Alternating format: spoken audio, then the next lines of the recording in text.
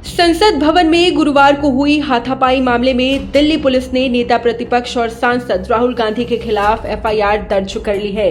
इस हाथापाई में बीजेपी के 2 सांसद घायल हुए थे। पीटीआई की एक रिपोर्ट के अनुसार संसद मार्ग पुलिस स्टेशन में भारतीय दंड संहिता की धारा 117, 125, 131, 351 के तहत एफआईआर दर्ज की गई है।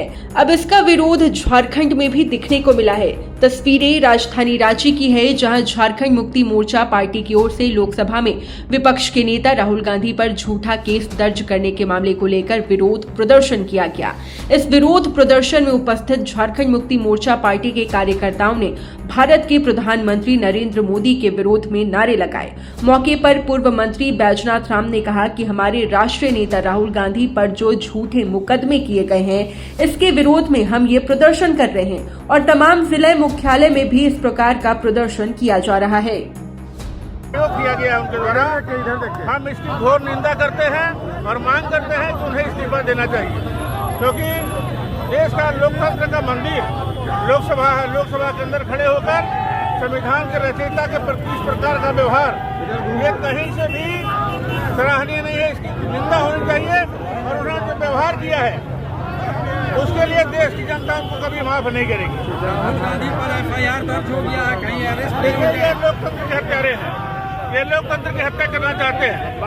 विपक्षी दल को लोकसभा के अंदर जाने से रोकने के लिए पूरी भाजपा टीम वहाँ लगी थी, और जब कांग्रेस के लोग यहाँ विपक्षी सदस्य सदन के अंदर जाने की कोशिश कर रहे थे तो उनको धक्का मुक्की किया गया।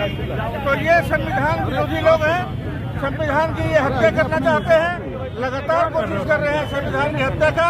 ये संविधान बदलना चाहते हैं, ये मनुवाद स्थापित करना चाहते हैं और देश की बहुसंख्यक आबादी इनको कभी माफ नहीं करेगी। इनको इसका चुकाना पड़ेगा, कीमत चुकाना पड़ेगा।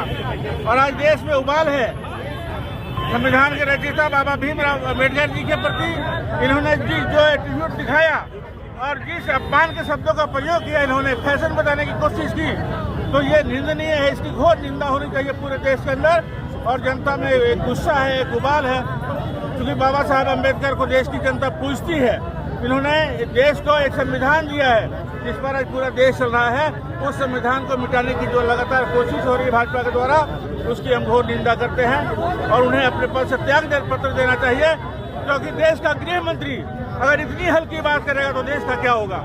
इसलिए देश के गृह मंत्री ने जिस भाषा का प्रयोग किया है वो कहीं से माफी योग्य नहीं है। उन्हें इस्तीफा देना चाहिए। देश के प्रधानमंत्री को उन्हें चाहिए कि उन्हें कैबिनेट से बाहर करें और उनको सबक सिखाए। तो किसी व्यक्ति को ये अधिकार नहीं है कि बाबा साहब अम्बेडकर की अवहेलना करे, उनका अनादर करे।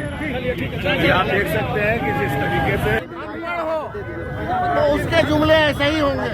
जिस तरह के जुमलों का प्रयोग लोकसभा सत्र के समय गृह मंत्री ने किया, जो अत्यंत ही निंदनीय है और इसकी जितनी भी बढ़ोतरी की जाए वो कम होगा, क्योंकि संविधान के रचयिता बाबा भीमराव अम्बेडकर जी, जिनके द्वारा संविधान को लिखा गया और जिस संविधान के सहारे पूरे हिंदुस्तान चल रहे हैं, उसको उन्होंने गाली देने की काम की।